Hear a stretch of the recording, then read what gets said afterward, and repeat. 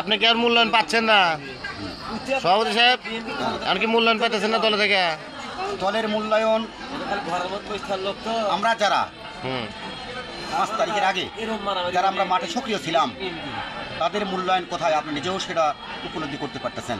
এখন অনেক হাইব্রিড নেতা বের হচ্ছে, তারা 17টা বছর আওয়ামী লীগের সাথে আঘাত করে চলছে এবং তারা টাকা দিতে পারতেছে। আমরা তো টাকা দিতে পারবো না, আমরা অসহায় এবং এর মধ্যে দিন যাপন করছি, আপনার দারিদ্রতার মধ্যে দিন যাপন করছি।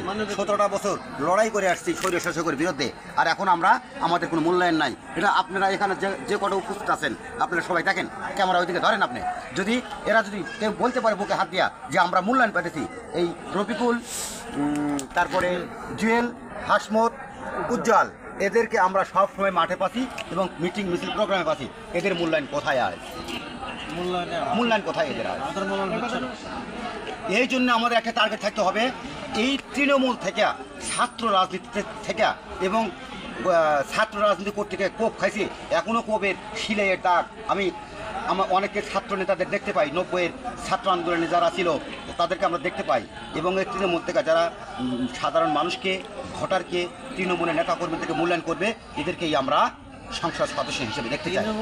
সে তার টাকা আছে কি না আছে ওইটা না, সৎ নীতি আদর্শ যার মধ্যে আছে তাকে এমপি টিকিট দেওয়া হোক নাকি নাকি হ্যাঁ, এই ত্যাগের লোকগুলো যদি আমরা না থাকি মাঠে, হ্যাঁ, এই তাহলে সংসারটা থাকবে না, এই সংসার ভেঙে যাবে, যাবে।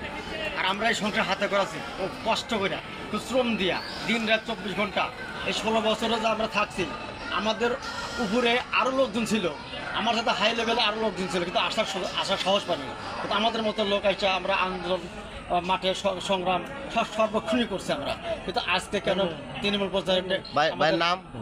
আমার নাম মোহাম্মদ রফিকুল ইসলাম। আছেন কোন জায়গায়? বিএনপি না যুব দলে? আমি বিএনপির মূল দলে দেশিগ্রাম ইউনিয়ন 2 নম্বর সাংগঠনিক সম্পাদক ছিলাম। আমি তো সেক্রেটারি পদপ্রার্থী, আশা রাখি আমাকে দেওয়া হবে।